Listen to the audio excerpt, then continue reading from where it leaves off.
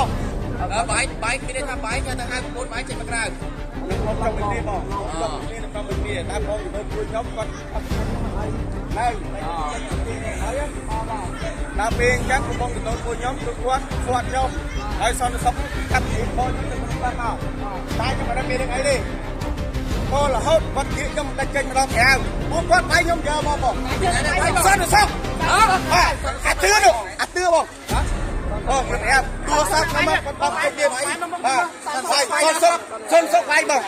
អាមួយឆើយកឆ្កែនៅបាយខ្ញុំបងនេះបាយបាយតាម5មើលបាទបាយទៅទៀតខ្ញុំបាទខ្ញុំទៅយូរហើយគាត់ជាមួយគ្នាគាត់6ម៉ឺននាក់បាយខ្ញុំហើយបាយទឹកភរិយាខ្ញុំទៀតនោះខ្ញុំកែសបាទបាយទៅខ្ញុំហៅគាត់មកដល់មួយនោះបាយគេចឹងបងបងមួយនោះខ្ញុំជន់កនឹងសាកដេញរហូតគ្នាក៏ព្រួយបានដែរបងបាទបាយខ្ញុំជន់ករហូតបើបងត្រឹមសន្តិសុខគាត់ហៅទេបងខ្ញុំមិនដឹងទេបងតែគាត់ថាខ្ញុំមានរឿងមិនដំបូងគឺខ្ញុំប្រចាំជួយប្រពន្ធខ្ញុំនឹងមកស្រាយខ្ញុំបាទខ្ញុំទាញគាត់ចាញ់តែសន្តិសុខបាយថាណាគេបាយខ្ញុំបងបាយខាងដល់នេះគាត់អស់គ្នាគាត់មិនបោកចាំមកបាយខ្ញុំបាយខ្ញុំបងអាមួយនេះបាយប្តីខ្ញុំហើយខ្ញុំទៀតបងបាយទៅជួយបាយគេបាយប្តីបាយខ្ញុំប្រាប់បងវាបាយប្តីខ្ញុំតាមគាត់បាយកនបាយតាមខ្ញុំបានជាងណាទៅសំខាន់ណាស់តែបាយរឿងគេទៅបងថាបងឡាយរឿងពួកខ្ញុំនោះគឺបាទខ្ញុំទេហើយចាំបាយហើយទៅពេលខ្ញុំចេញមកចូលគ្រូគាត់យកនេះអូបាយបាក់ឲ្យស្អាតតាមចាំបាយមួយបងបាយស្លាប់បាក់ឲ្យស្អាតតាមបាយមួយបាក់ទៅបងខ្ញុំស្គាល់ហើយ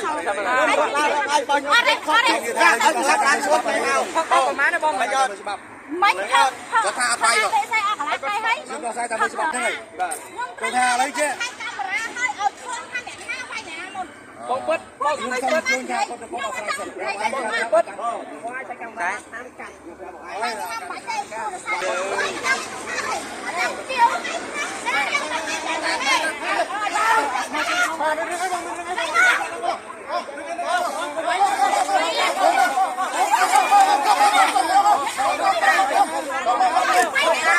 ទបងខញ្ញាណាបងអត់ខញ្ញាចឹងឯងអញ្ចឹងឯងខញ្ញាបាយខ្ញុំបាយទីនេះអីរត់អីទៅតៃហ្នឹង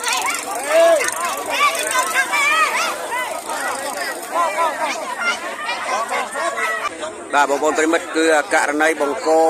ការវាយតប់គ្នានៅក្នុងក្លឹបមួយកន្លែងគឺជាក្លឹប Fighter នេះតែម្ដងបងប្អូនតាមបណ្ដោយផ្លូវវិញស្រេងបាទហ្នឹងហើយសូមអរគុណប្រិមិត្ត